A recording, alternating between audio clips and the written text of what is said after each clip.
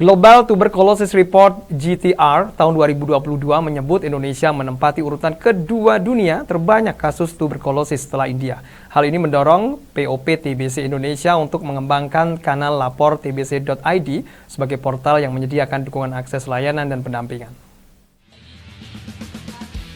Menyongsong Hari TBC Sedunia yang diperingati setiap 24 Maret, Perhimpunan Organisasi Pasien TBC POP TBC Indonesia bersama Subresipien DPC Komunitas Siklus Indonesia dan Yayasan Penyintas Tuberkulosis Yogyakarta mengadakan sosialisasi dukungan hotline kesehatan mental dan umpan balik pasien TBC CBMF. Sejumlah poin dibahas, salah satunya terkait penemuan dan pengobatan pasien TBC. Tim ahli klinis TBC resisten obat Dr. Sarjito Yogyakarta Nur Rahmi Ananda mengatakan TBC masih menjadi PR bagi Indonesia untuk dituntaskan karena menurut data Global Tuberculosis Report (GTR) tahun 2022, Indonesia menempati urutan kedua dunia terbanyak kasus tuberkulosis setelah India. 2021 ternyata ranking kita naik menjadi nomor 2 dan estimasi kasus itu juga meningkat. Dari 2020 yang diperkirakan total 1 tahun kasus ada sekitar 824 ribu kasus di Indonesia.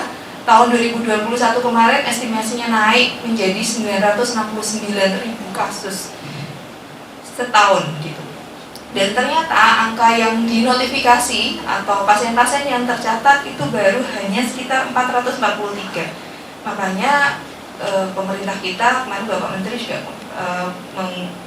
menguatkan kita masih ada sekitar 500.000 kasus yang masih belum ternotifikasi.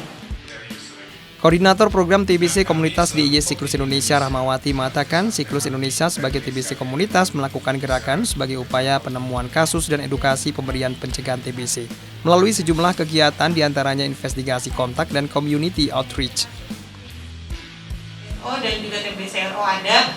Nah, TBC SO itu kita ada manajer kasus untuk yang public private mix dan juga distrik public private mix untuk di rumah sakit, pemerintah baik swasta, klinik, puskesmas dan sebagainya itu di wilayah Bantul, Sleman dan Kota Yogyakarta.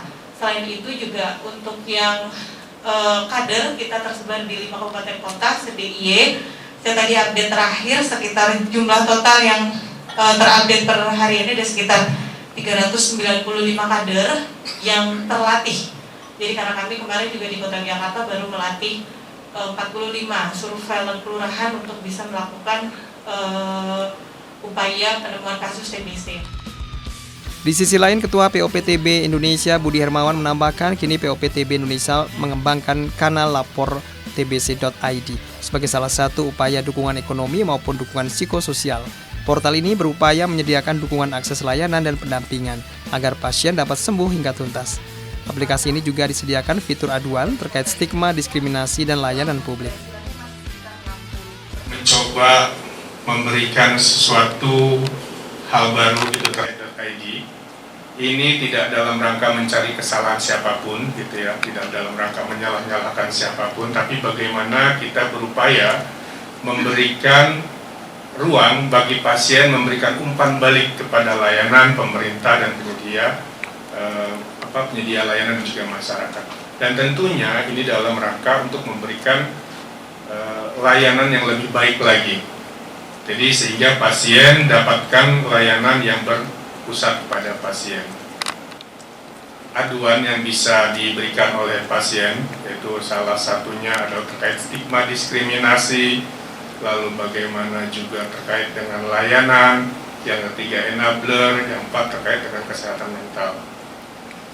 Dalam aplikasi ini tentu kerahasiaan pasien sangat kita jaga, gitu ya. Jadi ini kita mempunyai tim admin yang nanti akan memberikan respon kepada pasien dan tentu setelah respon ini kita verifikasi. Dari laporan ini kita lanjuti kepada task force masing-masing, misal ada dinas kesehatan, gitu ya, ada CSO lain, ada dinas tenaga kerja, siapapun yang terlibat di situ termasuk dalam pengelolaan. Selain memberikan layanan pasien TBC, POPTB Indonesia nantinya juga akan melakukan sosialisasi. Melihat Indonesia sebagai negara kedua terbesar penderita TBC, masyarakat diminta melakukan deteksi sejak dini. Salah satunya diajak melakukan pemeriksaan jika menemukan gejala-gejala. Adam Jogja, PA TV.